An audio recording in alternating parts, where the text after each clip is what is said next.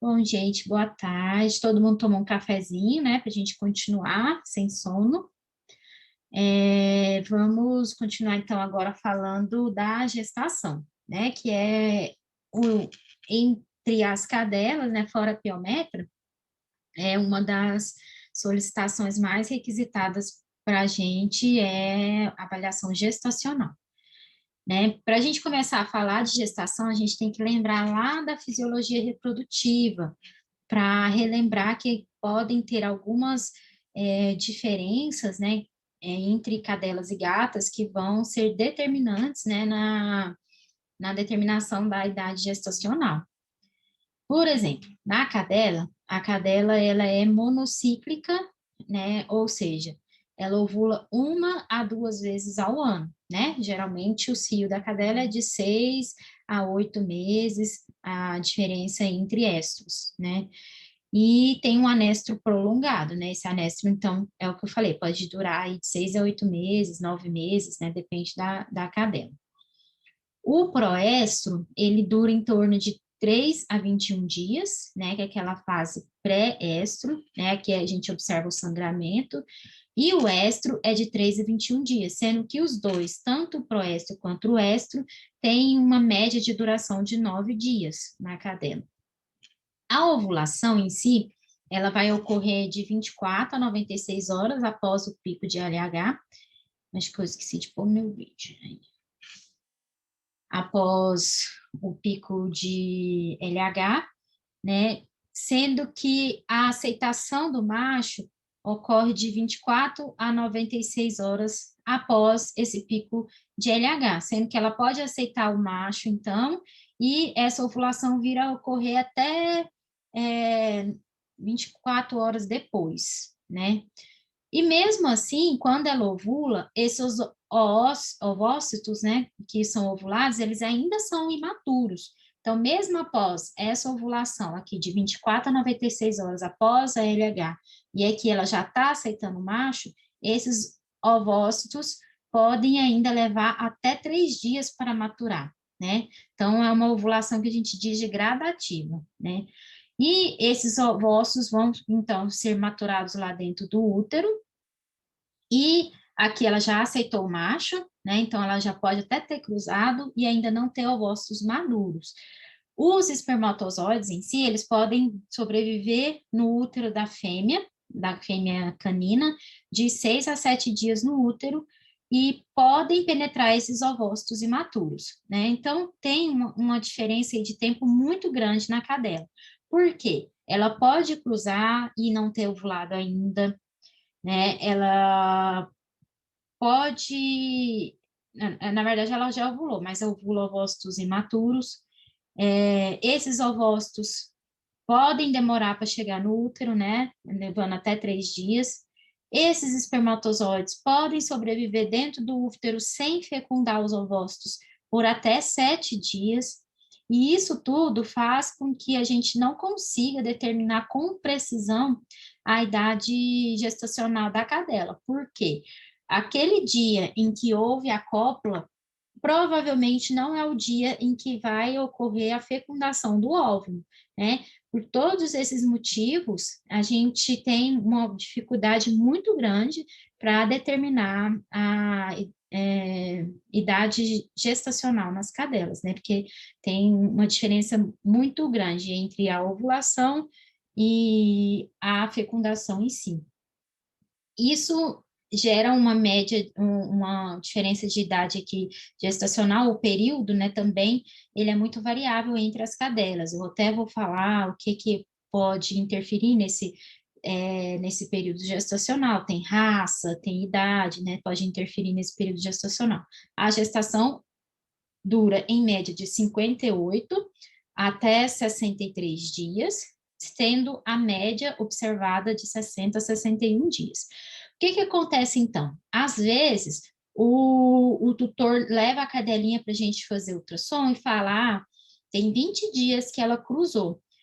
20 dias que ela cruzou, pode ser que a fecundação ocorreu 5 dias depois da cruza, né? Porque esse esperma fica vivo lá dentro. E isso faz com que Uma gestação que seria de 20 dias vai cair para 15. E 15 dias pode ser que a gente não observe gestação no ultrassom.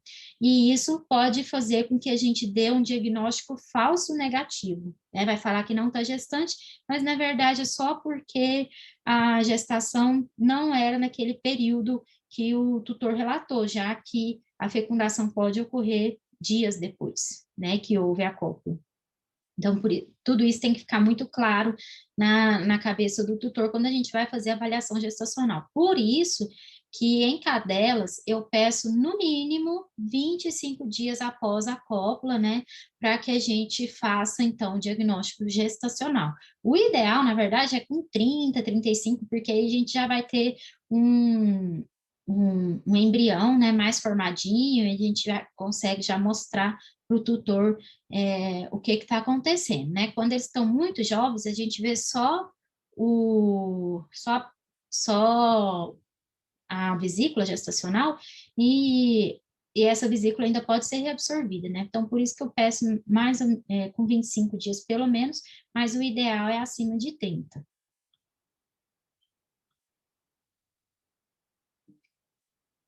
A gata, por sua vez, ela é fotoperiódica positiva, né? Então, ela vai sofrer influência da luz, né? Para que tenha o estro. Como a gente mora num país tropical, né? Próximo da linha do Equador, a gente tem luz o ano todo, praticamente, e isso faz com que as cadelas apresentem estro o ano inteiro, né? Então, é diferente da região do trópico, né, que já tem as estações mais definidas, então a gata não vai entrar no cio o ano todo, né? Nos períodos de baixa luminosidade, ela já não vai apresentar atividade sexual como nos períodos de luminosidade aumentada, né? Então, a atividade sexual, ela vai ser iniciada com o aumento do número de horas do dia. Então, dias de luz longo são os dias que ela vai apresentar o estro. Mas aqui no Brasil, como a gente tem luz o ano todo, elas vão apresentar estro o ano todo. O proestro na gata, ao contrário da cadela, que dura aí de 3 a 21 dias, na gata é 48 horas, o proestro. E o estro, de 1 a 10 dias, né? São os 10 dias piores do tutor que tem gata que não é castrado, né? Porque elas vocalizam muito e ficam mesmo apresentando fica esfregando pela casa e tal, então é um cio bem pronunciado, né, na gata. A ovulação na gata, ela vai ocorrer somente quando estimulado pela cópula. E quando ocorre a cópula, essa ovulação vai ocorrer de 24 a 30 horas. Então, se o tutor sabe que a gata cruzou, no máximo 30 horas após aquela cópula, vai ocorrer a ovulação e vai ocorrer, então, a fecundação. Por isso que na gata, quando se tem conhecimento do dia em que houve a cópula, é muito fácil de prever, né, a idade gestacional da gata, porque ela não tem essa história do esperma ficar lá vivo 6 dias, então tudo isso facilita, então, a contagem, né, a estimativa da idade gestacional na gata. Só que a maioria das gatas aqui no Brasil, pelo menos, o que acontece?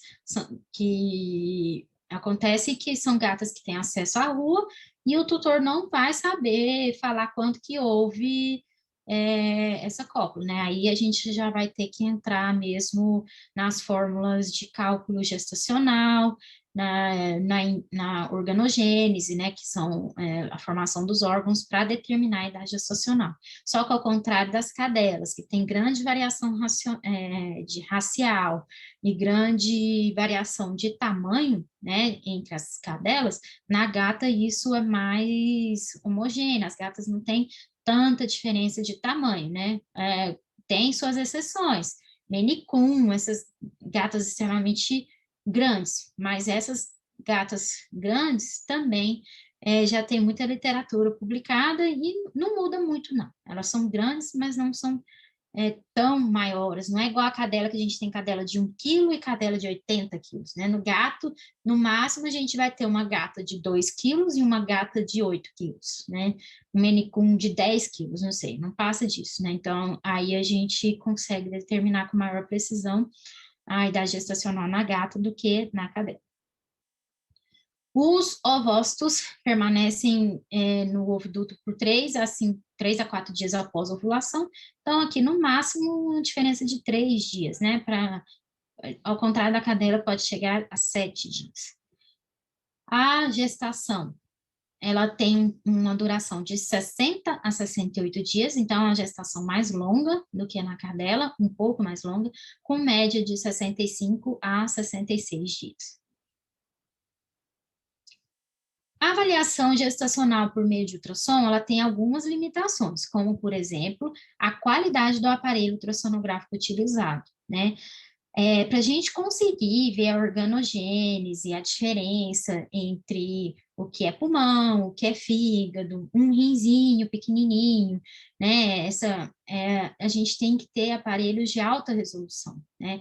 Então, um profissional que utiliza um aparelho de baixa resolução, ele não vai conseguir avaliar a organogênese tão adequadamente quanto um profissional que utiliza um aparelho de alta resolução. Então, a qualidade do aparelho interfere muito quando a gente está falando de gestação, que são estruturas muito pequenas, né, delicadas, que a gente está avaliando.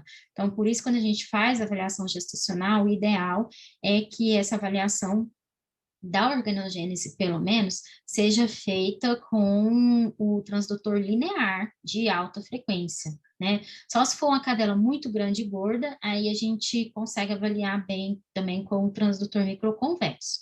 Mas, geralmente, a gente utiliza 2 transdutores, né? A gente usa o microconvexo para fazer uma avaliação geral da gestação, contagem dos fetos, né? É mais fácil com o microconvexo.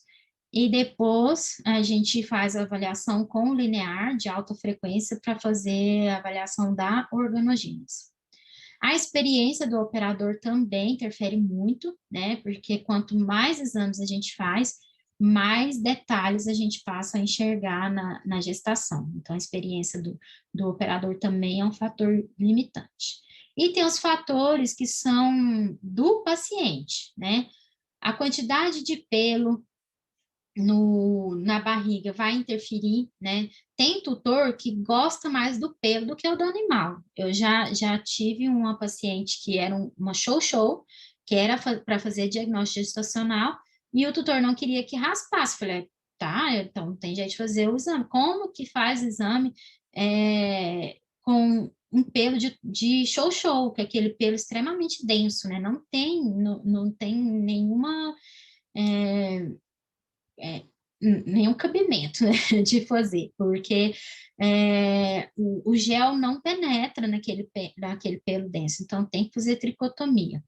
O relaxamento da paciente ou dificuldade respiratória, por exemplo, o bulldog francês que está lá no final de gestação, ele não vai respirar direito, né? Ele fica arfando o tempo inteiro na avaliação. E isso vai dificultar a gente conseguir fazer a avaliação da frequência cardíaca do feto, isso vai dificultar que a gente coloque a paciente em decúbito dorsal, né? Então, a gente não consegue colocar pacientes com dificuldade respiratória de barriga para cima, e isso vai limitar muito a nossa avaliação. Então, Bulldog, e são as pacientes que mais vão ter indicação de cesárea, né? Então, por isso que, além dela ter essa limitação respiratória, a gente fica ainda com mais medo também, porque a maioria vai precisar de cesárea, mas não é o ultrassom que vai determinar a cesárea ou não, tá? O ultrassom vai indicar que tem alguns indícios, né, que indiquem que ela não vai conseguir parir, né, mas a decisão é clínica, né, que é o clínico que tem que ver se a cadela já está apresentando sinais clínicos de gestação, de parto, né, se ela está aninhando, se já teve diminuição da temperatura, se tem dilatação da cérvix, né, pela palpação, né, então tudo isso é uma avaliação clínica. O ultrassom vai falar o quê? Vai falar se os fetos estão viáveis ou não. É isso que é a indicação do ultrassom. O ultrassom não determina se vai haver distocia ou não, até porque a distocia, ela não é só determinada pelo feto, né? O parto distóxico também pode ocorrer por alterações maternas, né? Às vezes a mãe está tendo eclâmpsia, né? Tudo isso vai ser avaliação clínica, não ultrassonográfica. O tamanho do paciente também interfere. Cadelas muito grandes vão ter gestações com muitos fetos. E a gente não consegue avaliar todos, né? Porque vai haver muita sobreposição fetal. Então, o tamanho do paciente também é um fator limitante do exame. A contagem do número de fetos, ela é imprecisa, né, devido à incapacidade da gente obter uma imagem do útero todo. A gente vai avaliar o útero por segmentos, né, então por isso que a contagem também vai ser um pouco limitada. Se tivesse como a gente pegar um ultrassom e fazer a imagem do útero todo, a gente conseguiria, não, mas a gente vai avaliar sequências do útero. O melhor período para a gente fazer contagem do número de fetos é entre 28 e 35 dias, porque as vesículas gestacionais vão estar menores e com menos sobreposição. Tá? E a gente vai conseguir contar com melhor precisão. No exame radiográfico, ele é o ideal para fazer contagem, porque a gente consegue uma imagem do útero todo, né, numa mesma projeção, né, juntando as duas projeções, a gente consegue avaliar o útero todo. E só que a contagem, ela vai ser melhor a partir do dia 54. Então, aí já está parindo, não vejo muito sentido em radiografar só para contar o número de fetos. Mas, é claro, se for uma clínica que não tem acesso ao ultrassom, né, a gente pode utilizar o raio-x, por exemplo, quando a cadela pare, aí na palpação ficou na dúvida se tem algum feto ou não, radiográfico, né, se não tiver ultrassom, radiográfico que vai dar para ver o feto. No exame radiográfico ele é melhor para contar, porque a gente consegue ver o crânio e o corpo do paciente, então a gente vai contando pelas cabeças, corpo, cabeça, corpo, cabeça e corpo, e consegue, então, contar com precisão o número de fetos, mas ao final da gestação já não é uma informação muito essencial. O que acontece, que o pessoal pede muito para contar, é quando é monta casada, né, que o pessoal já negociou com o dono do cachorro macho, fala, não, se tiver só um, o cachorro é meu, né, então aí tem que ter o laudo, né, do ultrassom vai falar que tem só um. Então, essa contagem é por isso. E também porque, quando são ninhadas menores, a ocorrência de distocia aumenta um pouco, porque quanto menor a ninhada, mais o feto vai crescer, né, porque ele tem mais espaço, tem mais nutriente, então os fetos vão ficar maiores, predispondo então a distocia. Então, a contagem de número de fetos é importante nesse sentido, né, mas no final da gestação já não faz muito sentido. Só para saber o número de fetos, não. Mas para saber o tamanho, né, o desenvolvimento fetal, sim. Existem diversas fórmulas que a gente pode utilizar para estimar a idade gestacional, né, ou para estimar os dias que faltam para o parto, né? Geralmente, as fórmulas que vão estimar dias para o parto, que são essas aqui, ó, esse artigo aqui, ele é interessante, eu posso mandar para vocês, que ele mostra os avanços, né, que foram alcançados na ultrassonografia gestacional, da professora Tilde, lá da UFPR, né? Aí, todas as fórmulas que nos dão informações sobre quantos dias faltam para o parto, uma estimativa, claro, elas vão utilizar as medidas em milímetros, né? Isso aqui é importante observar qual que é a medida utilizada para a gente jogar na fórmula corretamente, né? Agora, as fórmulas que nos dão informação sobre idade gestacional, elas geralmente são em centímetros, então é sempre importante observar qual que é a unidade de medida utilizada na fórmula para jogar corretamente na fórmula, né? Aí já tem fórmulas de dias para o parto, específico de maltês, utilizando o comprimento do feto, aqui embaixo, desculpe, gente, esse aqui é o comprimento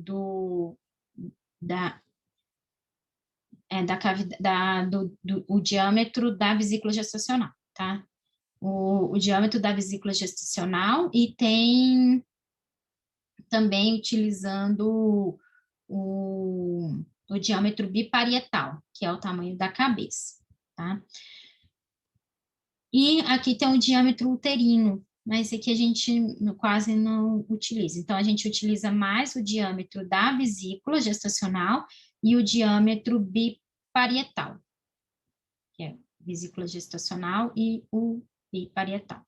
Idade gestacional, dias para o parto, utilizando as medidas, né, do diâmetro interno da vesícula gestacional e o biparietal, que são outras fórmulas que eu vou mostrar a seguir. Então, são todas essas fórmulas que podem ser utilizadas, tá? Eu vou mostrar como que a gente vai medir e tem uma ajuda mágica, porque são fórmulas demais. Vou mostrar para vocês qual é.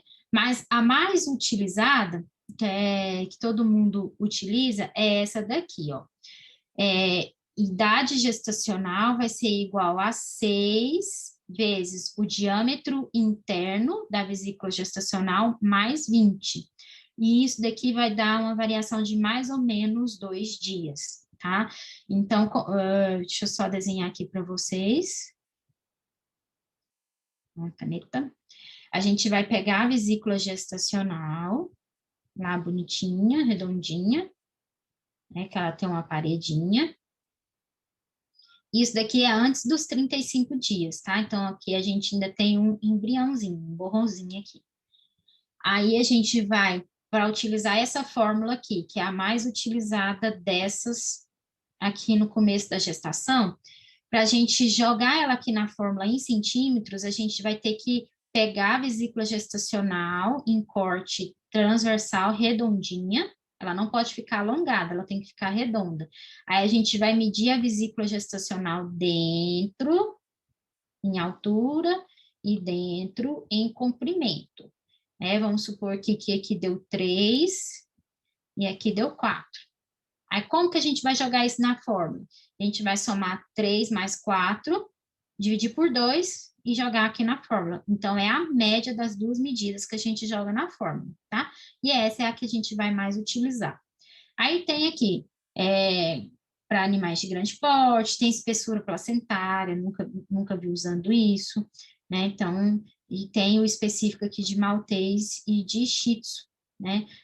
São dias para o parto, utilizando também a medida do diâmetro interno, observando que dias para o parto é milímetros e idade gestacional em centímetros. Isso que a gente tem que observar sempre, qual é a unidade da fórmula que a gente está utilizando. Aí aqui, a partir dos 35 dias, a gente vai começar a utilizar a fórmula do diâmetro biparietal, que é essa aqui, ó, diâmetro biparietal, essa é a fórmula mais utilizada, tá? Que foi feita essa fórmula para cães de médio porte, mas a gente sempre utilizou ela para cão de pequeno porte também, tá? Mas hoje a gente sabe que tem as fórmulas para maltês, para York, né? E já tem de todos os portes aqui, é só olhar na tabela qual que a gente vai utilizar, mas a mais utilizada é essa, que é medir o diâmetro biparietal. O que é esse diâmetro biparietal? A gente tem aqui um fetinho, cabecinha e corpinho. Lindo meu feto, né? Só que não. Aí a gente vai medir, como que é esse diâmetro biparietal? Na vesícula gestacional, a gente mediu o diâmetro interno da vesícula, certo? Então, a gente mediu dentro. Agora, na cabeça do feto, a gente vai medir de fora a fora. Então, é um decorebazinho, mas é só para entrar na cabeça de vocês. Quando a gente está medindo vesícula gestacional, que é antes dos 35 dias de gestação, por que é antes dos 35 dias de gestação? Porque após os 35 dias de gestação, a gente vai começar a ver a cabeça, né, que é o esqueleto fica ossificado. Então, aí a gente já vai poder utilizar a fórmula do diâmetro biparietal. Aqui, antes dos 35, a gente ainda não tem o esqueleto ossificado, então a gente não tem como medir cabeça.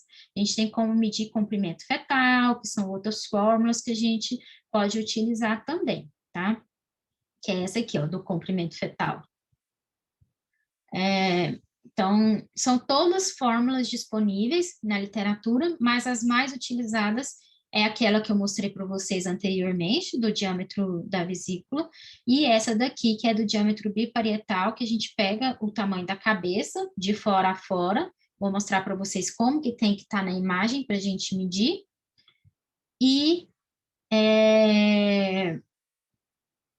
a gente vai utilizar essa fórmula, lembrando que sempre idade gestacional é em centímetros e dias para o parto em milímetros. Aqui é idade gestacional, então a gente vai jogar em centímetros. Se o meu aparelho faz cálculo em milímetros, né, que depende do aparelho, eu vou ter que transformar os milímetros em centímetros para jogar aqui no diâmetro biparietal. Então, por exemplo, se deu 15 milímetros, quanto que é isso em centímetros? 15 não, né? 150. 150 milímetros, quanto que é isso em centímetros? 1,5. Né? Então, a gente tem que jogar aqui na fórmula o 1,5 e não 150. Aí, a fórmula é, então, joga que o diâmetro biparietal vezes 15 mais 20. Então, vocês podem ver que são diversas fórmulas, já com coisa específica para pastor alemão, Yorkshire e tal. Então, é coisa demais para a gente decorar, certo? Diferente do médico humano, né, que é só uma espécie, um tamanho específico, a gente tem tamanhos muito distintos, né, dos pacientes. Fora o... esse aqui é tudo de cadela, tá? De gato são outras medidas. Aí, como que a gente vai medir, então? Já desenhei lá para vocês, mas só para relembrar, aqui na imagem ultrassonográfica, após os 35 dias, a gente vai fazer utilização das fórmulas com diâmetro biparietal, e para medir a cabeça, é essa imagem que a gente tem que buscar. A gente vê a calota craniana, com uma linha no meio, os ventrículos cerebrais aqui. Então, essa linha que divide os ventrículos tem que estar paralela à calota craniana, e a gente vai pegar e medir de fora a fora, aqui entre as duas, na maior largura, né, da cabeça do feto. Aí a gente vai fazer essa medida, que é a medida do diâmetro biparietal. Tem uma outra imagem que a gente faz também, que não fica muito bem definido aqui, essa região da cabeça, que também não é errada. Tem até ela no livro da professora Daniela, da Daniela Garcia, que é a que é mais, como é que se fala? É a mãe do ultrassom gestacional aqui no Brasil, né? O livro dela eu recomendo que todos tenham. Tem uma outra imagem que a gente faz da cabeça, que também é certo a gente fazer, e também vai medir sempre assim, de fora a fora, no maior diâmetro da cabeça, tá? Aí no corte longitudinal, agora, já as medidas que a gente utiliza, as medidas do diâmetro interno da vesícula, o gestacional, esse diâmetro interno da vesícula gestacional, a gente vai fazer essa medida quando a gente ainda não tem ossificação, né? Quando a gente ainda está falando de embrião e não de feto. A partir do momento que o feto começa a ter ossificação dos ossos, a gente chama ele de feto. Antes dele ter ossificação dos ossos, a gente vai chamar ele de embrião, tá? Então, antes dos 35 dias, a gente tem embrião, depois dos 35 dias de gestação, feto, certo? E como que a gente vai medir, então, a vesícula gestacional para colocar naquelas fórmulas? A gente vai ter que obter uma imagem da vesícula gestacional o mais redondinha possível. Geralmente, essa imagem a gente consegue fazendo um corte transversal na vesícula. Lembrando que os fetos, eles vão estar posicionados de maneiras distintas dentro do útero. Então, às vezes, a gente vai estar com o transdutor aqui no corte longitudinal, mas o feto está atravessado no útero. né? Ainda mais numa gestação recente, isso vai acontecer muito, né? Porque eles podem apresentar posição diferente no útero, né? Não quer dizer porque eu estou fazendo longitudinal que eu vou estar cortando a vesícula em corte longitudinal. Então, eu tenho que achar a vesícula, aí eu vejo se ela está muito compridinha, eu vou rotacionar meu transdutor para ela ficar redondinha, né? Então, isso vão ser manobras com o transdutor para a gente obter, então, essa vesícula gestacional redondinha. E a medida que a gente vai jogar lá na fórmula vai ser a média das duas medidas. Aqui nesse exemplo, por exemplo, a gente tem uma vesícula gestacional que mede 2,10 centímetros, né, ou 210 milímetros, por 2,38. Acredito que é 2,38 que ficou meio cortado aqui. Então, a gente vai somar as duas medidas e fazer a média. Lembrando que para jogar na fórmula do diâmetro interno, né, da vesícula gestacional, a gente tem que transformar isso para milímetros, tá? Porque as fórmulas foram feitas com a medida em milímetros. Tem outras medidas que a gente pode utilizar também naquelas fórmulas lá que eu mostrei para vocês, que são a medida do comprimento fetal, ela em embrião, na verdade, né? Porque aqui ainda não está calcificado, então é embrião. Do comprimento do embrião, é essa medida que a gente vai fazer para jogar na fórmula, mas nunca utilizei, para falar a verdade, mas é assim que a gente faz.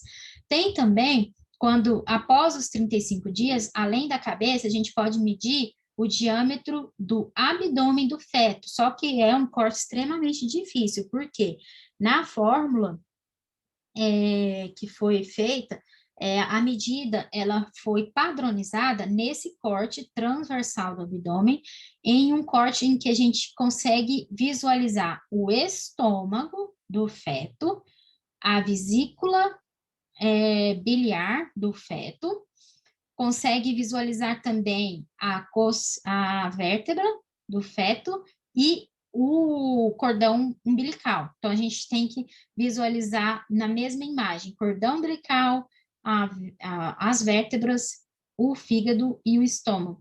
Então, tem que ser essa a imagem padrão, um corte transversal. Então, é extremamente difícil de obter esse corte, ainda mais que para a gente ter todos esses órgãos aqui, o feto tem que ter mais de 35 dias, então é um feto que já vai estar grande, vai ter sobreposição fetal, extremamente difícil de obter essa imagem, mas a gente também tem essa opção e vai ser uma medida de fora a fora, né, igual a do crânio, né, do biparietal.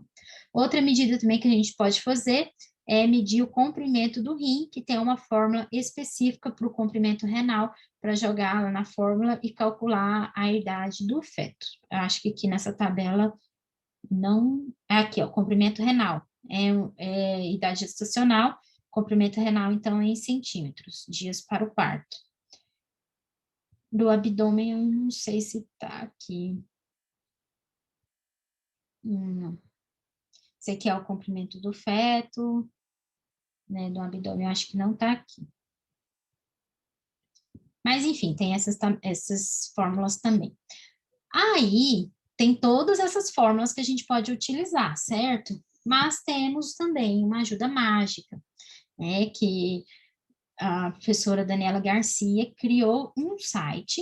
Vamos entrar aqui no site, acho que eu tenho que compartilhar com vocês. Vamos compartilhar aqui. Safari. Vocês estão vendo o site? Acho que vocês estão vendo, né? Tá compartilhando certinho. Tá sim, Ana. Então tá. Aí tem esse site da professora Daniela, que eu coloquei na aula para vocês.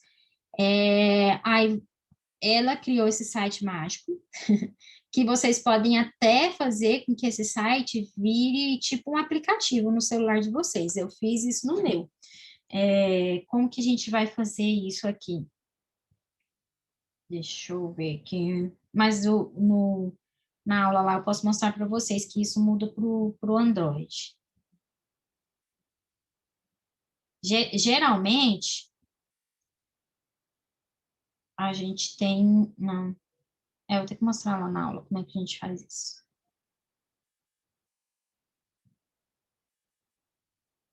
Tem como colocar ele como na área na área de trabalho aqui do celular, que ele vira como se fosse um aplicativo mesmo. Mas isso daí vocês podem ver como é que faz isso no Google ou lá no dia da aula prática a gente tenta fazer isso, tá? Então, nesse site, se você a gente entra aqui no site. Aqui já tem, ó, fórmulas gestacionais, essas aqui de organogênese, índice oscilatório, não, a gente não tem acesso, porque são para alunos do curso online dela, que ela dá um curso só de gestação, tá?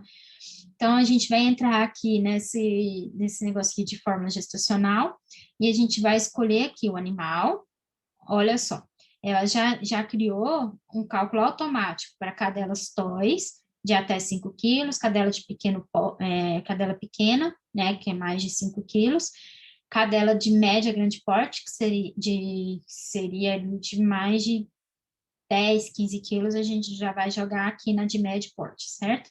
Tem gatas, são outras fórmulas, tem específica do York, do Maltês, do pastor alemão e de gata Maine Coon. Lembrando que a Maine Coon, ela é grande, né? Então, já tem fórmula específica para ela também. Então, vamos jogar lá um Maltês de 5 quilos. Aí, depois que a gente selecionou lá o tamanho da cadela, a gente vem aqui e seleciona se está antes dos 35 dias, ou seja, antes dos 35 a gente vai medir o quê? A vesícula gestacional ou depois dos 35 dias, que aí a gente vai medir o quê? Vai medir o diâmetro biparietal, certo?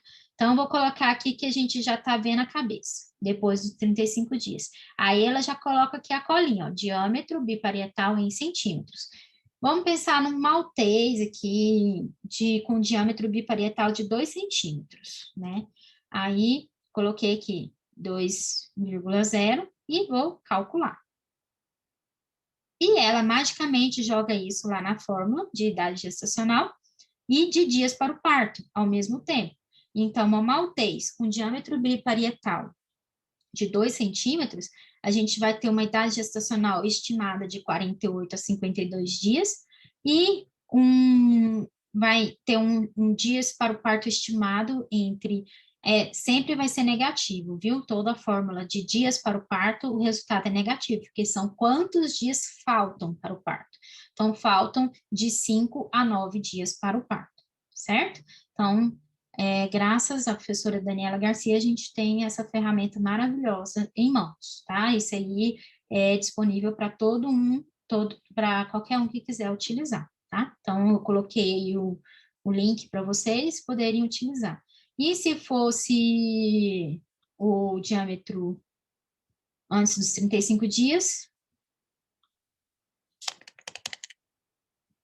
acho que eu tenho que dar uma coisa aqui. Deu pau na internet. Aqui, se fosse, vamos colocar aqui cadela pequena, antes dos 35 dias, não sei porque que ele não está mostrando. Aqui vai. Vamos aqui, cadela pequena, né, com mais de 5 quilos, antes dos 35 dias. Aí aqui ela já coloca o diâmetro da vesícula, né? Então aqui são aquelas duas medidas que a gente calcula e joga a média. Ah, mas ela põe em centímetros, é porque eu acho que ela já corrigiu aqui para centímetros. Então aí joga em centímetros, que é o que ela... Ou vamos pôr que toy, se muda alguma coisa. Mas ela mesma já coloca aqui, né, qual que é. Tudo ela já põe em centímetros. Mas observem lá naquela tabela que eu coloquei, né, que está em milímetros. A gente sempre tem que observar isso.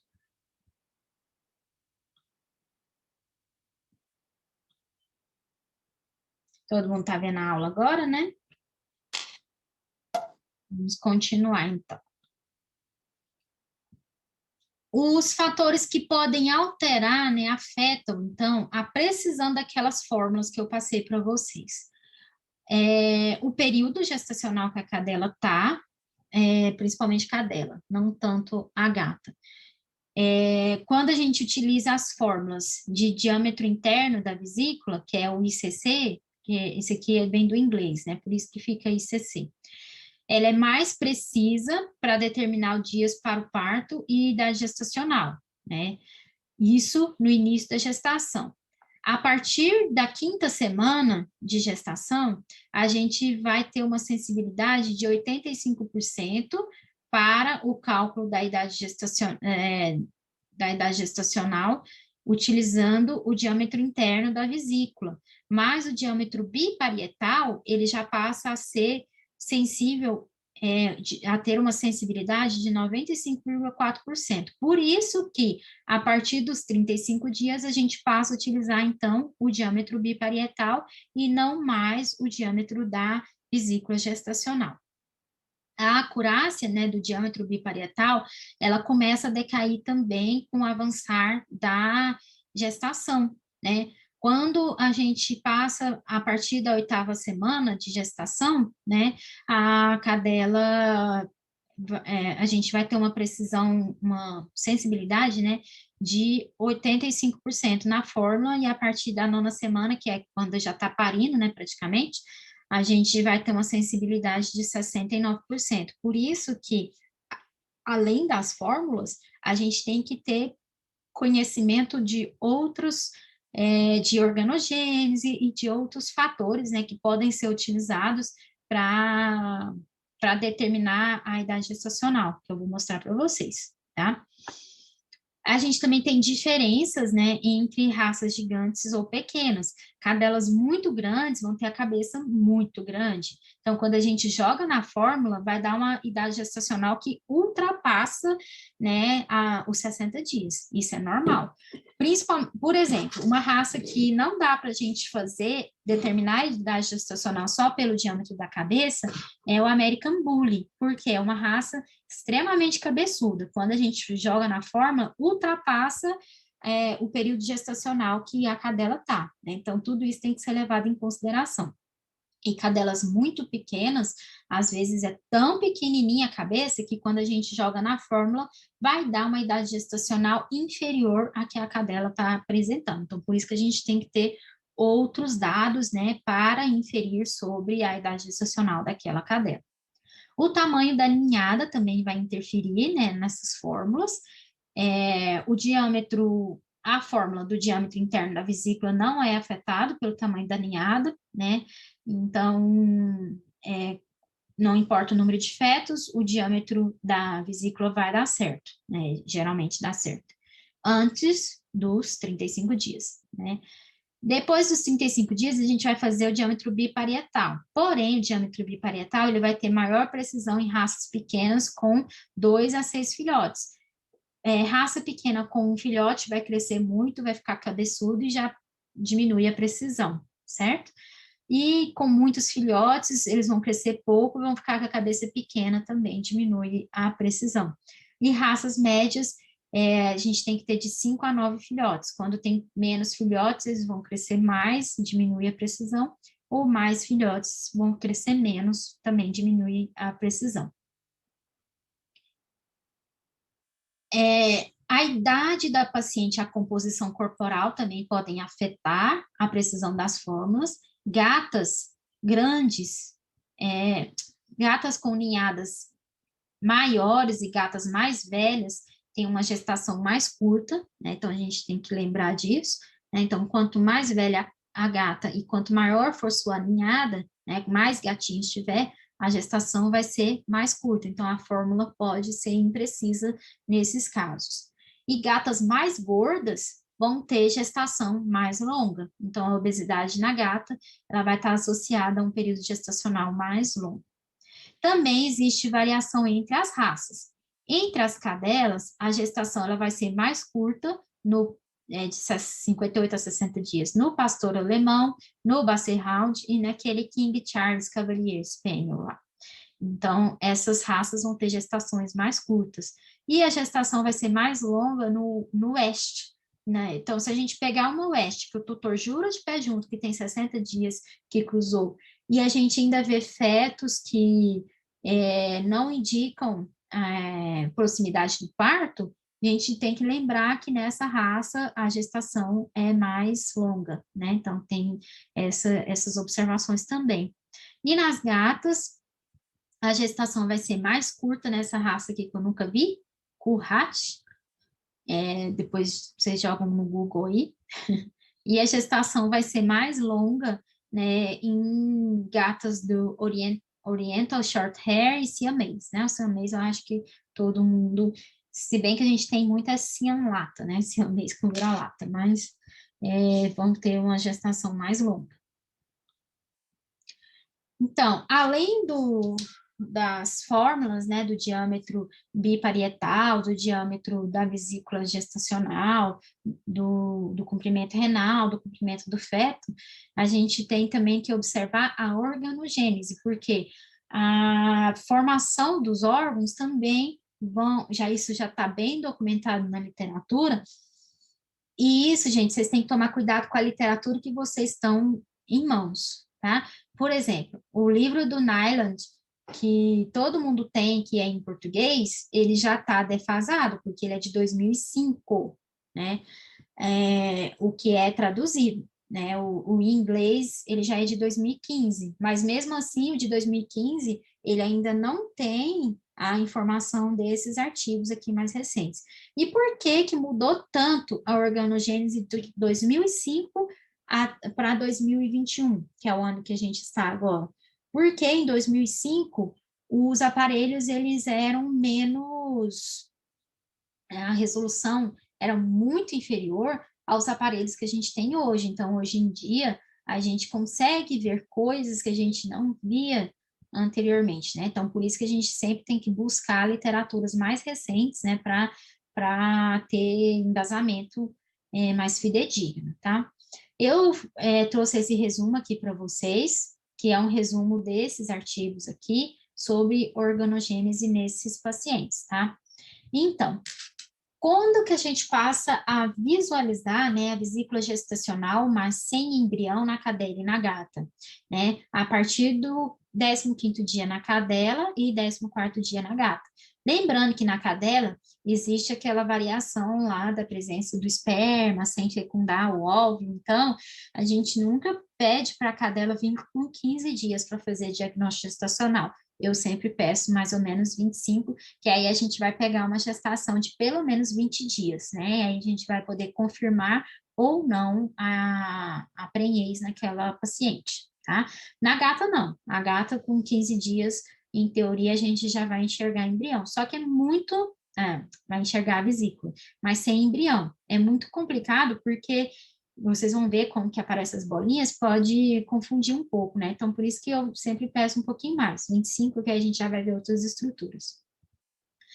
Com 20 dias, 17 dias na gata aqui, a gente vai ver um embrião pequeno, apoiado na vesícula, mas ainda não tem batimento cardíaco.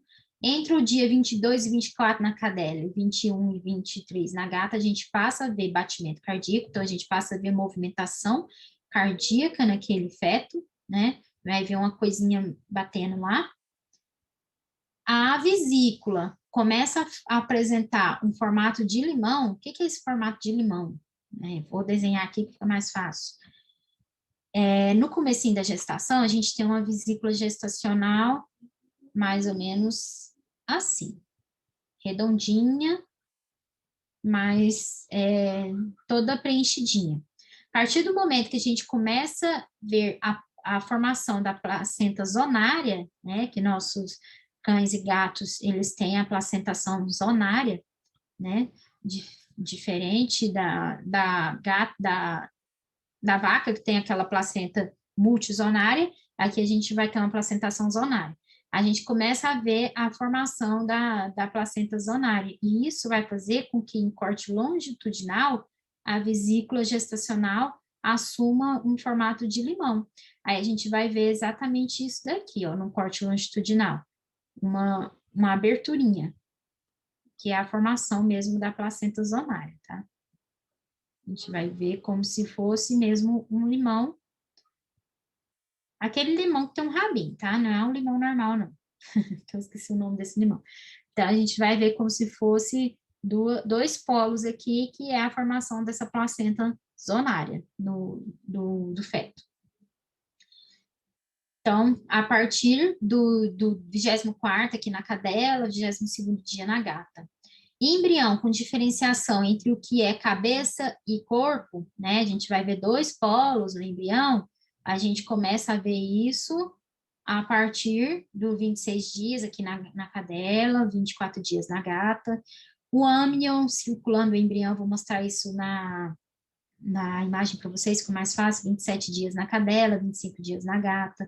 Brotos dos membros e a placenta realmente zonária, aqui, ó. Aqui a gente já vê realmente a placenta mais definida, 29 dias, 27 dias. Lembrando que aqui a gente já está tendo o quê? Batimento cardíaco, né? Batimento cardíaco começou lá atrás. Movimentação fetal, feto se movimentando, com 29 dias, 27 dias na gata.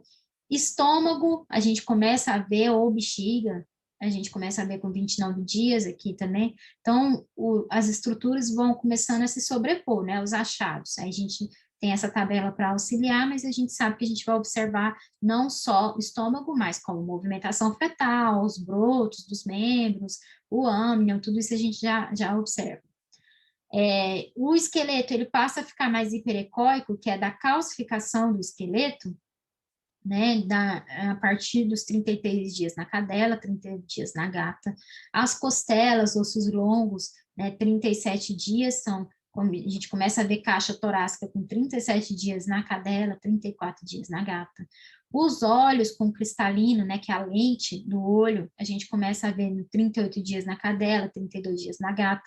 A diferenciação, isso daqui, gente, para quem começou a estudar ultrassom lá há 10 anos atrás, os livros traziam a informação de que a diferenciação entre pulmão e fígado, né, definir o que é pulmão, o que é fígado, pela diferença de ecogenicidade dos dois, só era possível a partir do dia 45. Olha como que mudou. Com a evolução dos aparelhos, a gente passa a ver essa diferenciação com 36 dias na cadela, com 34 dias na gata, né? Então mudou bastante. Câmaras cardíacas diferenciadas, o que isso quer dizer? A gente consegue ver átrios e ventrículos diferenciados, 39 dias na cadela, 39 dias na gata também. Aí, a gente também tem uma diferenciação da formação dos rins e da formação dos intestinos. Com 39 dias, tanto na cadela quanto na gata, a gente vai enxergar o rim, só que ele vai ter uma pelve dilatada, parecendo um cogumelo, né? A gente vai ter o rinzinho aqui, do feto, mas a pelve vai estar parecendo mesmo um cogumelozinho aqui dentro, com a pelve bem dilatada. Então, isso aqui indica que é uma gestação de 39 dias. E o intestino ainda não vai ter diferenciação de camadas de parede, ele vai ser apenas uma região hiperecóica ali na barriguinha do feto, né? Isso também indica uma gestação de 39 dias. O rim, com diferenciação entre o que é cortical e medular, e a pelve renal, não mais cogumelo, mas apenas um canalzinho tubular, já indica uma gestação de 43 dias na cadela, não tem essa informação para a gata. O intestino com camadas intestinais diferentes, né, que a gente consegue ver aquela diferenciação das camadas intestinais, ele é visto a partir dos 45 dias na cadela e 43 dias na gata. O rim com diferenciação córtico-medular e pelve em canalículo, né, aqui era um túbulo, aí ele vai ficar menorzinho ainda, um canalículo só, a gente vai ver a partir dos 48 dias na cadela, isso não tem uma informação para gata. O timo, a gente consegue ver num feto de 50 dias na cadela e num feto de 45 dias na gata. Vou mostrar para vocês como que a gente vai ver o timo. O timo, geralmente, a gente vê como se fosse uma continuidade do coração ali no tórax, tá? A motilidade intestinal, isso aqui mudou muito também. Antigamente, a gente falava que o intestino que apresentasse motilidade, o parto deveria ocorrer em 48 horas. Isso mudou, tá? Porque hoje, com os estudos com aparelhos com a resolução de imagem melhor, já mostraram que a motilidade intestinal ela começa a partir dos 52 dias na cadela. Então, mandar abrir uma cadela só porque ela apresenta motilidade intestinal, só que essa é ainda discreta, né, segmentar, vai matar todo mundo, porque vai ser um feto com 52 dias, né? Não é um feto que está preparado para nascer ainda. Agora, se essa motilidade intestinal for vigorosa, a gente vê o intestino mexendo em todos os segmentos, né? Aí a gente já pressupõe que seja uma gestação de 58 dias ou mais. Mas é claro que tem que olhar outras informações, né, para dizer se pode ou não fazer cesárea naquele paciente, tá? E a diferenciação córtico-medular renal aqui vai estar bem visível, vai ser um rim, como se fosse um rim de um cachorro já fora da barriga, tá? Não vai ter mais essa dilatação de pelve. Então, vamos ver aqui esse vídeo de como que é a gestação normal.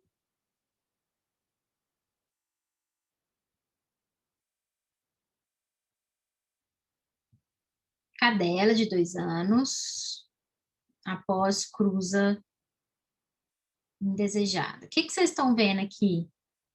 Vocês estão vendo umas bolotinhas? Ó, isso é vesícula gestacional. Muito pequenininha, né? Então, lembra lá da tabelinha que a gente acabou de ver, né? Vesícula gestacional sem embrião na cadela, 15 dias, né? Então, a gente tem uma gestação muito recente aqui. Ó, vesícula gestacional sem embrião.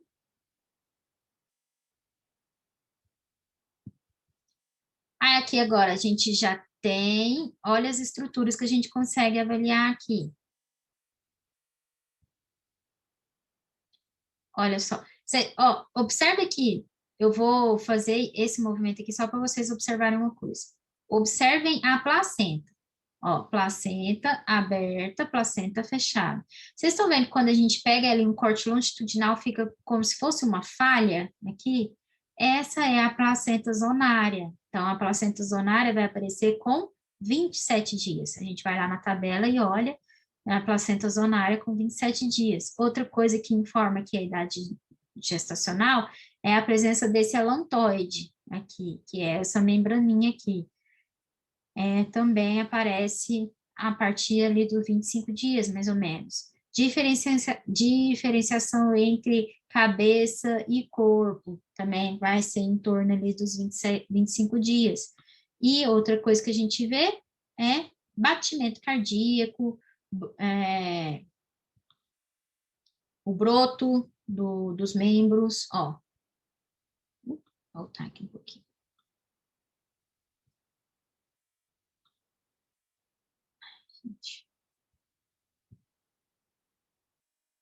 Aqui.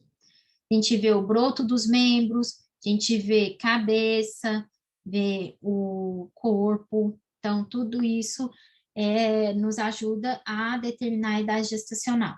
Essa aqui é uma fase que a gente ainda vai fazer o cálculo da idade gestacional pelas fórmulas, utilizando o diâmetro da vesícula gestacional. Só que a gente não pode utilizar essa imagem, a gente tem que pegar um corte transversal para ela ficar mais esférica e aí então jogar na fórmula. Por que que a gente vai utilizar o diâmetro interno da vesícula e não o diâmetro biparietal? Porque a gente ainda não tem uma calota muito calcificada, então isso já caracteriza que é uma gestação antes dos 35 dias. Então, a fórmula do diâmetro interno da vesícula vai ser mais fidedigna, mais sensível. Aqui a gente tem batimento cardíaco. Olha lá, jogou o Doppler. Então, é uma gestação em torno ali de 27 dias, 29 dias no máximo.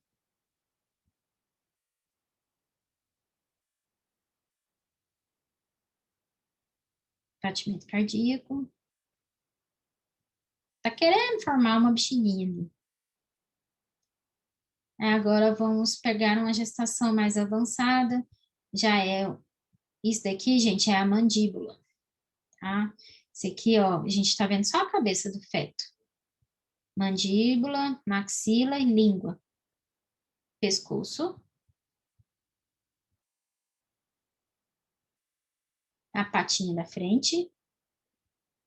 56 dias, ele calculou aqui. Aqui a gente tem a diferenciação das câmaras cardíacas, né? O que é átrio, ventrículo, aorta. A gente tem diferenciação, o que é pulmão, o que é fígado, né? Uma diferenciação bem clara. A gente tem aqui o estômago. A gente tem alça intestinal, já com diferenciação das camadas da parede. Aqui, coluna, estômago e aqui a bexiguinha, que ele mostrou ali no final. Aqui só para mostrar para vocês mais uma vez. A vesícula gestacional, o embrião. É comum, gente, a gente ver essa dilatação aqui na cabeça do feto, tá? E aqui é só mostrando a placenta zonária para vocês, essa aberturinha aqui, placenta zonária. Alantoide, movimentação cardíaca, então é uma gestação de 22 dias para cima. Mas já tem placenta zonária 27 dias, por aí. Então, são todas informações, né, que a gente junta, né, para estimar a idade gestacional.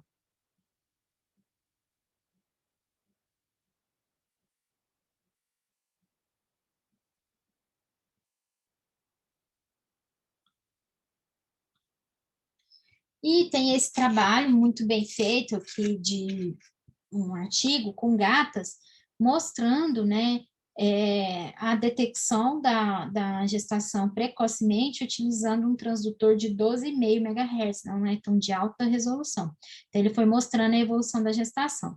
Primeiro, ele fez a imagem da vesícula gestacional, com 11 dias de gestação, ele já conseguiu ver a vesícula gestacional. Com 16 dias de gestação, ele viu a vesícula gestacional e um broto aqui do embrião, né?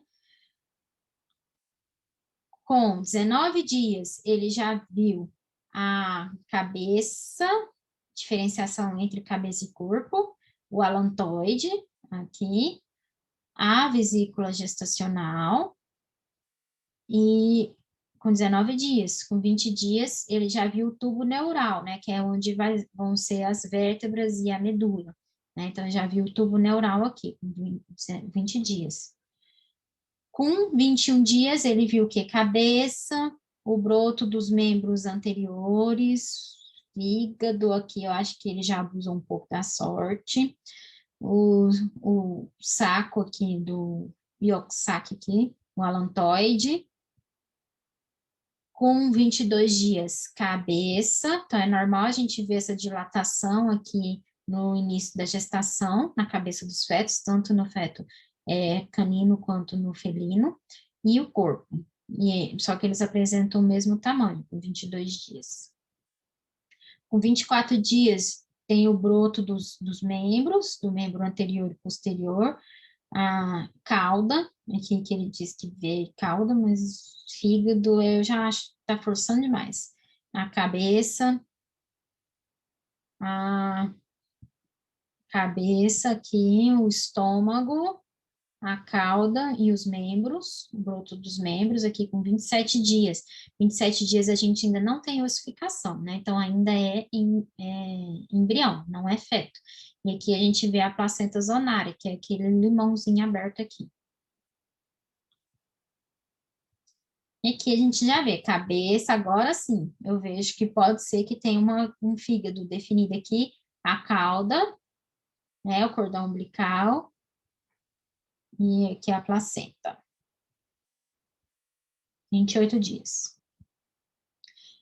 Ele foi até o 28 dias, tá? Que era só para mostrando a evolução da gestação no começo.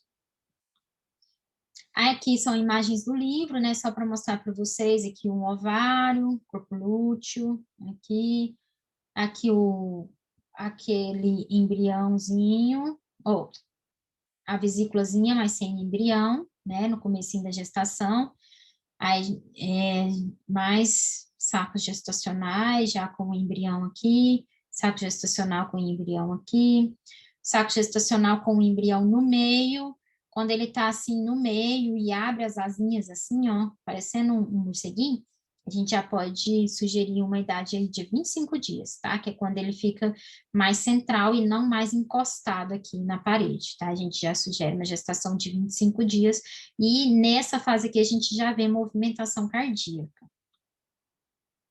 Aí aqui mais avançada, a cabeça, tubo neural, estômago, que já vai estar uma gestação ali de uns 27 dias, né? Começa a ver o estômago puntiforme, a cabeça aqui, os brotos dos membros, aqui o abdômen do feto, cabeça, e aqui a gente já começa a ver o quê? Costela. Então, aqui já está a partir dos 35 dias, tá começando a ossificar. Nessa fase aqui, a gente já pode medir a cabeça, né, o diâmetro biparietal, e jogar na fórmula para cálculo da idade gestacional. Pode fazer também o diâmetro da barriga, mas não é muito utilizado, que é o estômago. Naquela imagem que a gente obtém o estômago, fígado e a vértebra aqui, o cordão umbilical, a gente faz aquela medida do diâmetro do abdômen. Aqui a gente vê a cava caudal aqui, a artéria umbilical aqui,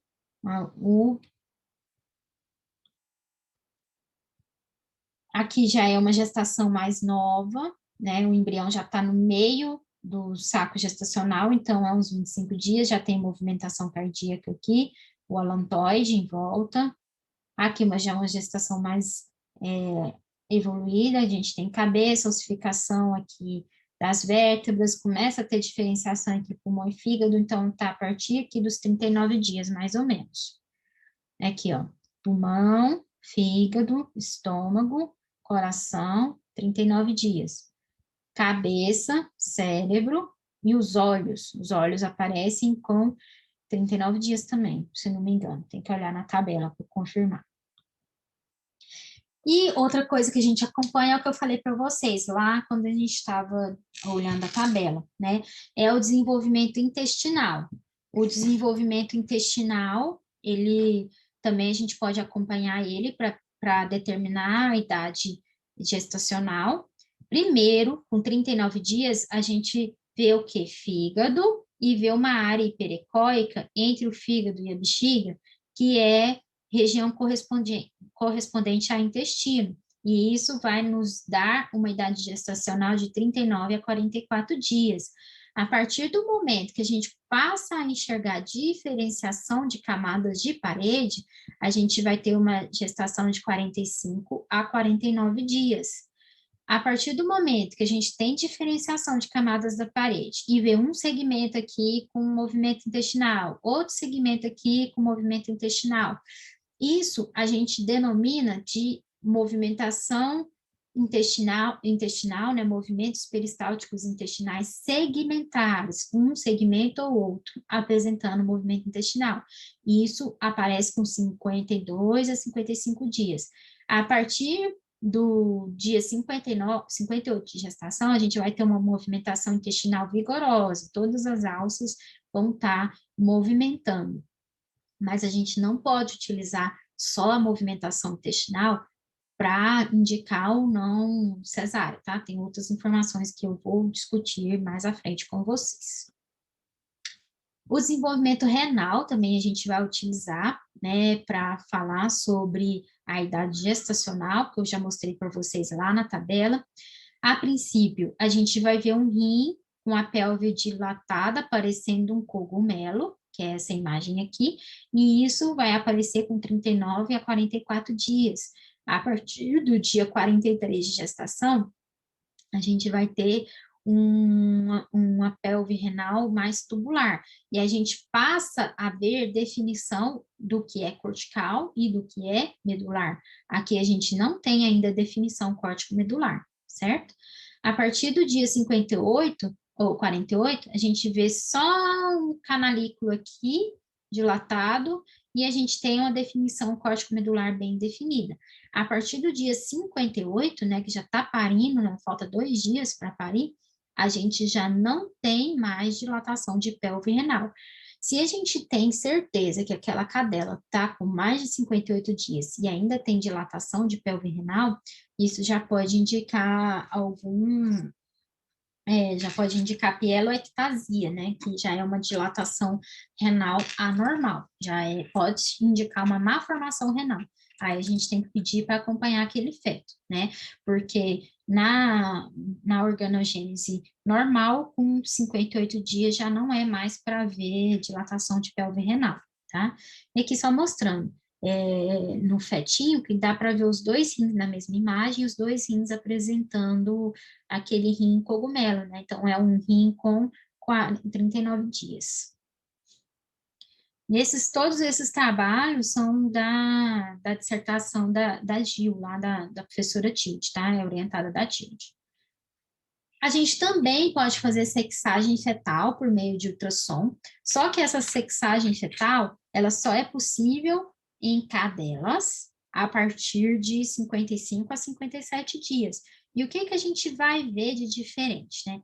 Na cadela, no feto fêmea, a gente consegue visualizar a vulva, né? A vulva aqui com formato de pêssego, aqui os lábios na vulva, e isso indica um feto fêmea. No feto macho, nessa região, isso a gente tem que pegar o feto com as perninhas abertas, tá? Nessa região aqui, que era para ser a vulva, a gente vê uma linha hiperecóica. Então, é um feto macho e um feto fêmea. Feto fêmea, eu acho que quando vocês virem, vocês vão saber que é fêmea, tá? O macho já não é tão específico assim. No gato, saiu esse trabalho aqui, ó, de 2006, que diz que é possível fazer sexagem fetal no gato acho que é 48 dias, não sei, de gestação.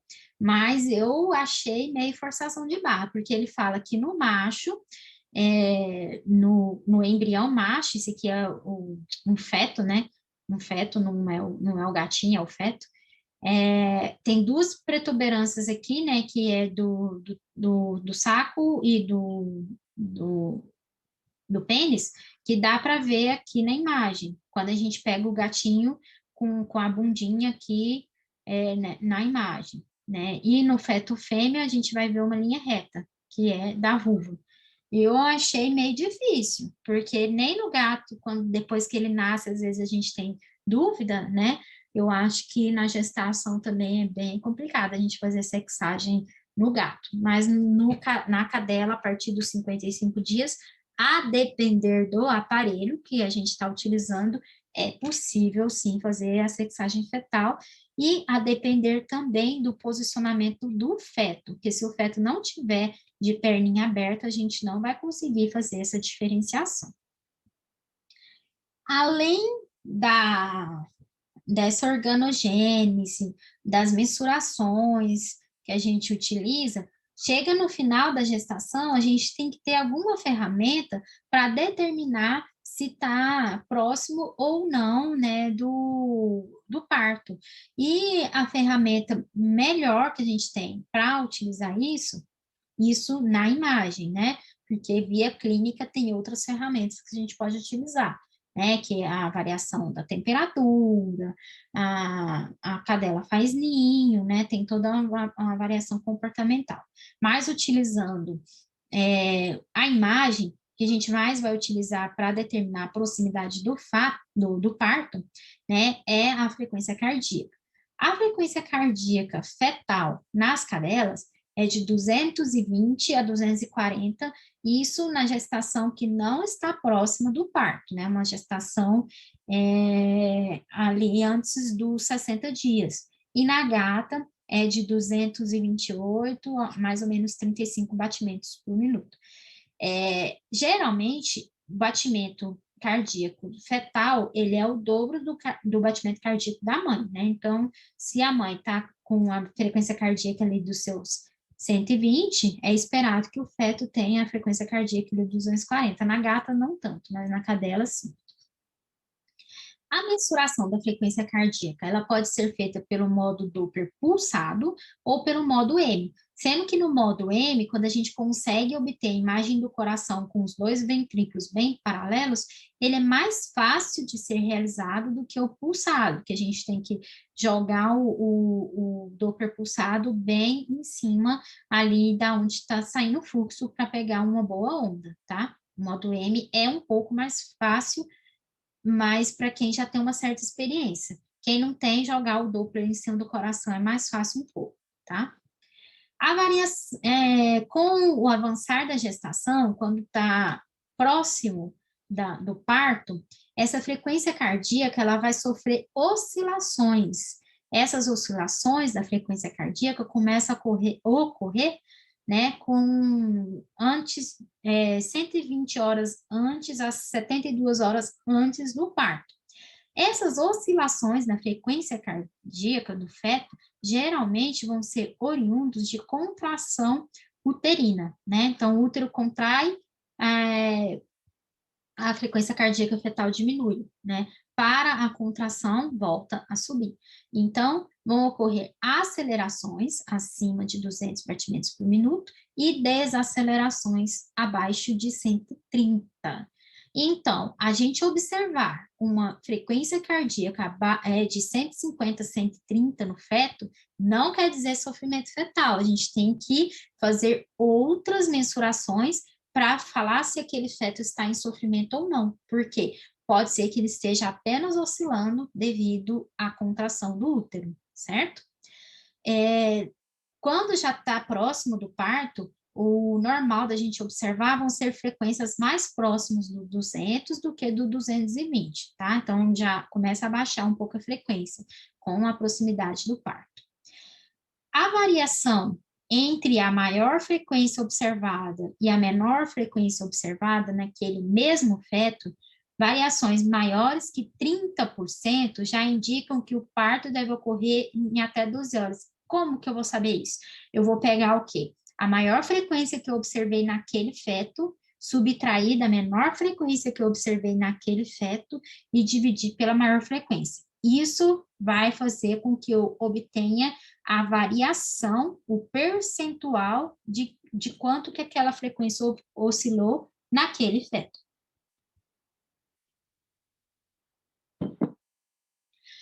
Essas oscilações na frequência, elas podem ocorrer nos poucos segundos que você está observando aquele feto, ou em até 3 minutos.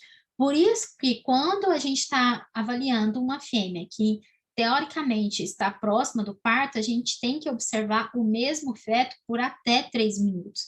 Aí vocês vão falar, professor, isso é impossível, né? Porque tem cadela ofegante, tal, tal, tal. Sim, tem, mas o ideal que está na literatura são 3 minutos em cada feto, né? Mas nem tudo que está no livro é possível de fazer na prática, mas a gente tenta fazer o melhor possível, né?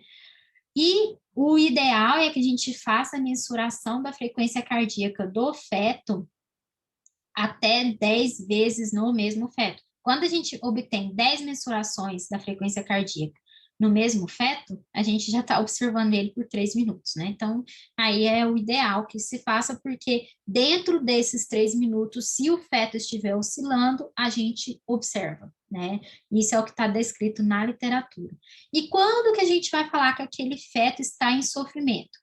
Quando a gente observou o mesmo feto por 3 minutos e aquele mesmo feto ficou com uma frequência cardíaca constante de 130 a 150 batimentos, ou 160, 190, mas nunca acima de 200. Se eu observei uma frequência de 130, 200, 180, 200, 170, 200, esse feto não está sofrendo, ele está apenas oscilando, né? Então, isso a gente tem que fazer essa diferenciação, né? Sofrimento fetal indica 10 mensurações ou 3 minutos de observação do feto com frequência cardíaca abaixo de 200. Aí a gente fala que sim, tem sofrimento fetal e aí já é indicativo de cesárea. Se não for isso, está oscilando. Então, como que a gente vai fazer essas mensurações? No modo M, o ideal é que a gente coloque o cursor do modo M entre os dois ventrículos, né? Ventrículo de esquerdo e ventrículo direito, e aí a gente vai obter aqui, né, a variação, né, desses ventrículos em diástole, sístole, diástole, sístole, diástole, sístole, e vai fazer as mensurações. Nessa imagem aqui, que é do artigo que fala dessa oscilação da frequência cardíaca, ele já mostra nessa imagem a oscilação da frequência. O mesmo feto, ele foi de uma frequência de 200 batimentos por minuto para 143. Antigamente, a gente media uma vez só, e se tivesse 143, a gente já falava o quê? Tá sofrendo. Hoje não. Hoje a gente sabe que o ideal é medir a frequência cardíaca pelo menos 10 vezes, ou pelo menos 3 minutos, e só vai indicar que tem sofrimento fetal se todas as mensurações forem abaixo de 200. Se uma subiu acima de 200, pode ser que ele esteja variando, oscilando, né? Aí a gente vai observar mais aquele feto para caracterizar oscilação, certo? Então, aqui só mostrando a oscilação, né? Então, ele vem tum, tum, tum, tum, tum, tum, aí ele vai tum, tum, tum, tum, tum, tum. Isso só porque está ocorrendo contração uterina, provavelmente aqui quando ele aumenta. A gente também pode fazer essa avaliação por meio do Doppler pulsado. Isso, gente, nesse aparelho aqui desse artigo, ele manda medir uma onda e a outra. No meu aparelho, ele já manda medir uma onda, pular uma e a outra. Então, isso depende do aparelho que vocês estão utilizando, certo? Mas no próprio aparelho, quando você aperta a tecla do Measure, ele já vai indicar se você tem que pular a onda ou não, tá? Então, isso é bem diferente entre um aparelho e outro. Aqui, nesse exemplo, eu fiz duas mensurações, uma de 250, outra de 240. Isso é oscilação? Não. Isso é apenas uma variação de frequência aqui, normal. Porque a oscilação, a gente só vai caracterizar que o feto está oscilando, né? Indicando o quê? Quando a gente percebe que o feto está oscilando, ele já indica que tem uma proximidade de pelo menos 120 horas, né, do parto. O que são 120 horas, né? 120 horas vão ser... 120 horas vão ser 5 dias, né, para o parto. Então, quando começa a variar a frequência, a gente já sabe que falta pelo menos 5 dias para o parto. E quando tem uma variação de 30%, 12 horas. Vou mostrar isso para vocês, como que tem uma tabela disso, tá?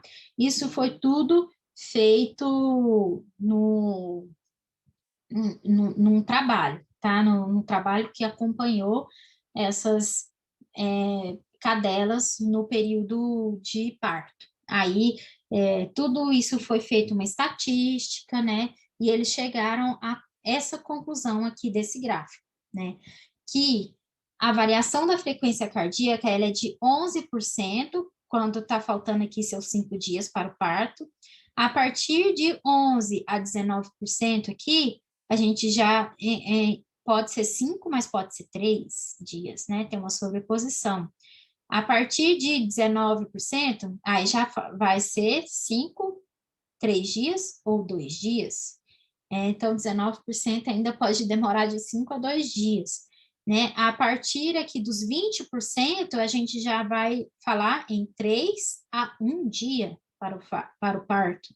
De 25%, a gente vai falar o quê? De 3 a 1 a 12 horas, né? E quando está aqui variando de 25%, o que eu recomendo? Vamos reavaliar amanhã? Está variando, mas está variando pouco, oscilando, né?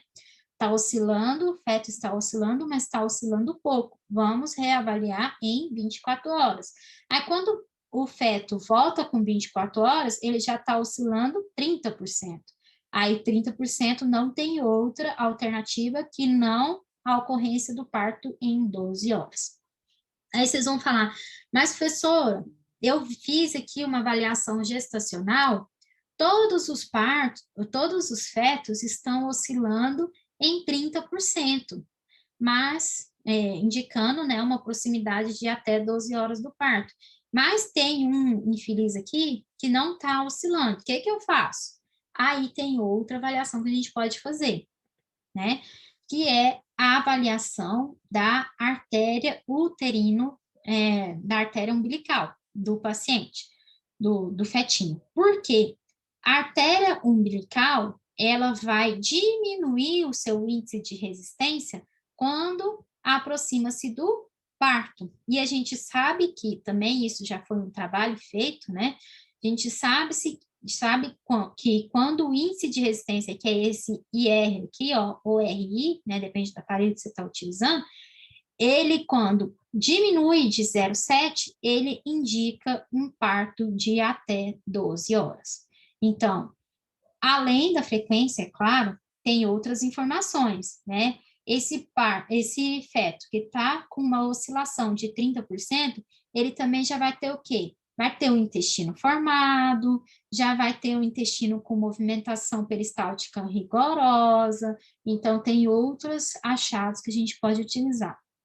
Além disso, tem o que também que a gente pode utilizar? A mãe, né?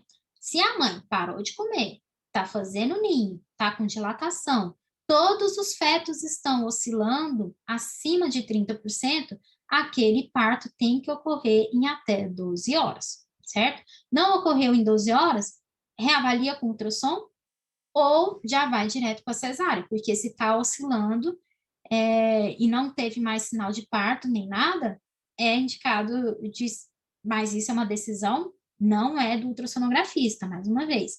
Isso é uma decisão do clínico com o tutor, né? Não é uma decisão do ultrassonografista. A função do ultrassonografista é falar, os fetos estão oscilando, né? A sua frequência cardíaca está oscilando acima de 30%. E isso indica uma proximidade do parto de até 12 horas. A outra tomada de decisão vai depender da avaliação clínica do paciente, certo? Da mãe, e não do feto. Porque os partos distóxicos, eles não dependem só do feto, dependem também da mãe. E o que mais que a gente consegue avaliar no ultrassom? Além da viabilidade fetal, a gente também consegue avaliar morte fetal, né? Não é possível, infelizmente, a gente determinar qual foi a causa que levou à morte daquele feto só utilizando o ultrassom, né? A gente tem que utilizar outras ferramentas, né? Por exemplo, se tem morte fetal, a gente vai ter que fazer uma avaliação um check-up, né, da mãe, para ver se tem alguma doença infecto-contagiosa, por exemplo, brucela, por exemplo, uma hemoparasitose, né, uma babésia, que tenha determinado a morte daqueles fetos, né? Então, tudo isso vai ser uma avaliação clínica e não ultrassonográfica. A morte fetal, ela é mais comum durante a primeira metade da gestação. Quando ela ocorre durante a primeira metade da gestação, pode ser que a gente ainda tenha outros fetos que vão vir a termo. E aí, nesses casos, a gente vai observar os fetos a termo, mas vai observar também que tem sítios onde houve reabsorção fetal. Eu vou mostrar para vocês como que isso vai aparecer na imagem. A reabsorção fetal, ela vai ocorrer entre 5 a 13% das gestações, então é relativamente, não é tão frequente, mas ocorre. Por que que é importante a gente saber que ocorre reabsorção fetal? Por exemplo, se vocês fizerem um diagnóstico de gestação com 25 dias, e com 25 dias vocês observaram 5 vesículas gestacionais, isso não quer dizer que as 5 vesículas gestacionais virão a termo, porque pode ocorrer reabsorção daqueles fetos, né? Então, às vezes, na próxima avaliação daquela mãezinha, lá quando ela estiver com 45 dias de gestação, vocês vão encontrar somente 3 fetos, né? Porque os outros 2 foram reabsorvidos por N motivos. Até na formação fetal, né? Pode ser causa de reabsorção fetal. Então, a contagem de fetos ali no início da gestação, ela não é confirmatória do tamanho da ninhada, porque pode ocorrer reabsorção fetal, tá? A morte fetal, a comprovação, ela é feita somente após a verificação, né, da confirmação de não batimentos cardíacos fetais. Então, a gente vai utilizar o Doppler para ver realmente que não tem batimentos cardíacos naquele feto. A partir do momento que ocorre a morte fetal, aquele feto pode ser reabsorvido. Muito difícil um feto de 35 dias ser reabsorvido, porque já vai ter ossos, né? Então, ele pode morrer e ficar lá dentro do útero. Se não tiver infecção, ele vai ficar o quê? Mumificado, vai perder o líquido, mas não vai ter contaminação. A partir do momento que entra a bactéria naquele útero, via cervix, a gente pode ter maceração fetal, e aquele feto ele vai ser liquefeito. E a gente vai ver várias partes do feto, né? Mas não vai ter, a gente não vai conseguir caracterizar, né, aquele feto adequadamente. Aí a gente já sugere maceração fetal. Então, o aspecto, né, de um feto morto, macerado, vai ser um feto pouco definido, saco gestacional pequeno, contorno irregular, e celularidade dentro do fluido, né, indicando contaminação daquele saco gestacional. Então, aqui a gente tem um exemplo do livro, né, de como que aparece. Esse aqui é uma vesícula gestacional reabsorvida. A gente tem só a vesícula gestacional e não tem embrião. A gente tem uma vesícula gestacional aqui normal, um embriãozinho, e uma vesícula que está sendo reabsorvida. Aqui não vai desenvolver gestação. Esse embrião aí já não vai para frente. E aqui a gente tem uma vesícula gestacional com mais celularidade, indicando contaminação, e um feto, um embrião normal. Aqui é do livro da professora Daniela, ela mostra aqui uma morte embrionária com conteúdo dentro do saco gestacional, mais anecoico, mais hipoicóico, a vesícula em processo de absorção, sem embrião, mas a gente já viu uma vesícula mais irregular. Aqui, mais avançada, o processo de absorção sem embrião, parede interna irregular e hiperecóica, a gente não vê mais embrião. E aqui, vesícula sem conteúdo e sem embrião, vazia, completando, então, o processo de reabsorção. Então, quando a gente vê essas estruturas assim, parecendo uma massa dentro do útero, de um útero gravídico, a gente já vai pensar o quê? Que ali era uma vesícula que foi reabsorvida.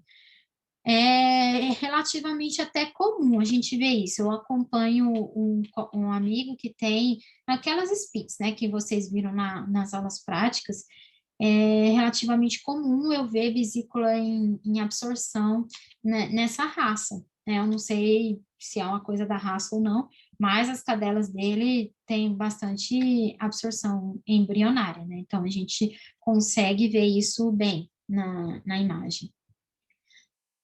Viu isso e viu o embrião normal, o que a gente faz? Acompanha, né? Porque isso daqui não quer dizer que a gestação do outro embrião não vai vir a termo, porque isso daqui vai ser reabsorvido. Quando a gente acompanha, a gente vê que isso some ao longo da gestação, tá? Ele é totalmente absorvido quando a morte ocorre antes dos 35 dias. Após os 35 dias, a gente já vai ter outras características.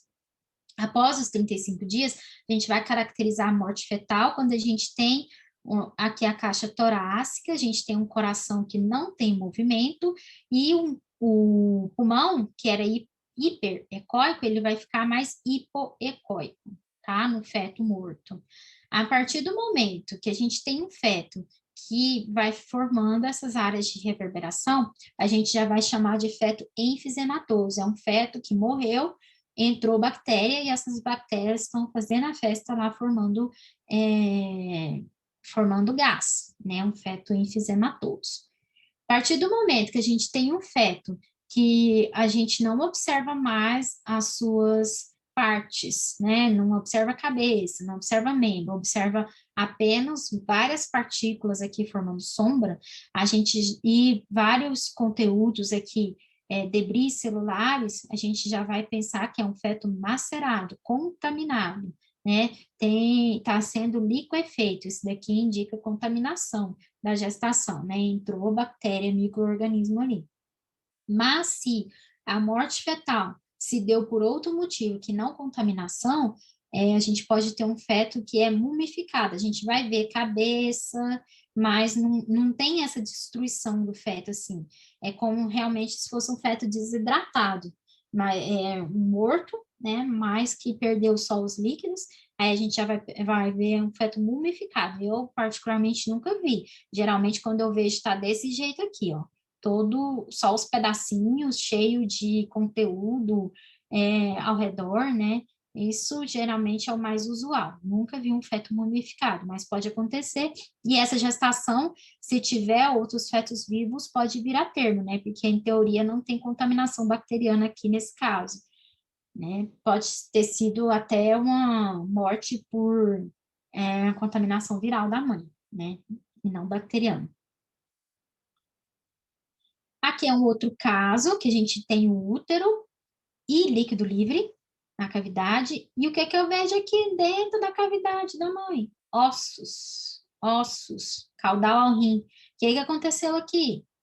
Aconteceu morte fetal, esse útero se rompeu e os ossos caíram na cavidade. Aqui, caudal ao rim. Coisas bizarras da vida, né? E aqui a gente tem um fetinho, aqui a coluninha, as costelinhas, cavidade torácica, não tem nem definição do que é coração, o que é nada, é um feto morto, né? E aqui a morte fetal, ela fala aqui que é uma imagem demonstrando o feto morto, né? Conteúdo curvo, não dá para ver isso aqui, eu só vejo estruturas fetais, isso aqui já indica maceração fetal, né? E lembrar também que a gente tem após o parto, a gente tem a involução uterina do útero normal. É normal a gente ver o útero com parede espessada e conteúdo luminal por até 15 dias no pós-parto, né? Então, a gente caracteriza esse útero como útero normal em involução. A partir do momento que a gente começa a ver que a fêmea está com secreção, a gente faz ultrassom e vê essa parede interna tão hiperecóica assim, a gente já pode pensar que tem uma certa metrite, né? Que é uma inflamação uterina pós-parto que pode ocorrer. Aí a gente tem que acompanhar essa fêmea, às vezes tem que entrar com antibiótico, que não faça mal para os bebês, né? E acompanhar a evolução do quadro. É complicado a gente ver retenção placentária, mas ela pode ocorrer, a gente vai ver um conteúdo mais hiper aqui, luminal, indicando, então, retenção de placenta, tá? Mas aí a gente vai acompanhando. Gente, eu vou parar aqui só 5 minutinhos, a gente vai voltar com as malformações e eu vou mostrar alguns casos, aí a gente finaliza a aula. Então, vou parar aqui 5 minutos e a gente volta.